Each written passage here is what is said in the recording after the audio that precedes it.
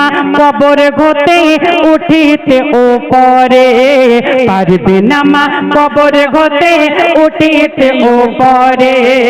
কেন? সেই মৃত সন্তানকে ধরে করি তোমা কান্না, সেই মৃত সন্তানকে ধরে করি তোমা কান্না।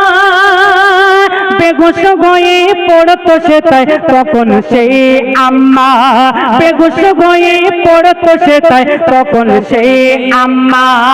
কেন? মায়েদের মন এত নরম, পারবে না মা করতে দাফন। মায়েদের মন এত নরম, পারবে না মা করতে দাফন।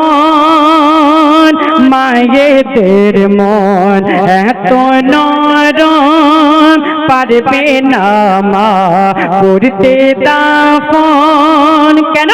পারবে না নারী গোরস্থানে যেতে কোন হালে, পারবে না নারী গোরস্থানে যেতে কোন হালে। হাদিস পাকে দয়ার নবী দিয়ে গেছে বলে, হাদিস পাকে দয়ার নবী দিয়ে গেছে বলে। কি মমতা, কি মমতা দিল খোদা মাতা পিতার দেলে, সন্তানের যদি লাগে আঘাত তারা কেঁদে ফেলে। যদি মাসুম শিশু যায় গো মরে মাতা পিতার কোলে, মাতা পিতা খায় গো আছাড় ব্যথা নিয়ে দিলে।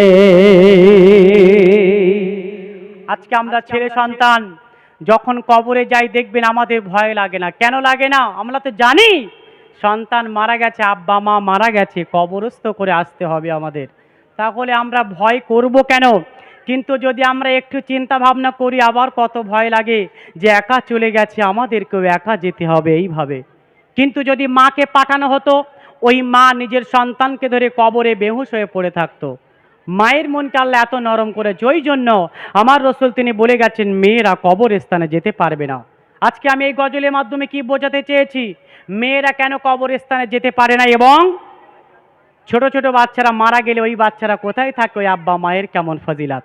যেমন আমি আগামী কালকে দেখছিলাম ফেসবুকে বাংলাদেশের ঘটনা, একটা 2 মাসের বাচ্চা গলায় চানাচুর বেঁধে মারা গেছে। চানাচুর খাবার বাচ্চা হয়তো দিয়েছে, আমার ভাই বলছে ঠিক ফেসবুকে দিয়েছে, অনেকে দেখেছে। গলায় চানাচুর বেঁধে গেছে, হয় ছোট হয়তো একটা বাচ্চা কেউ গালে দিয়েছে, গলায় বেঁধে মারা গেছে। আল্লাহ জানে ওই আব্বা মায়ের কত ফজিলাত, এটাই কিন্তু সত্য কথা। তো যাই হোক, এরপরে যে সমস্ত গজলগুলো আমি বলে যাব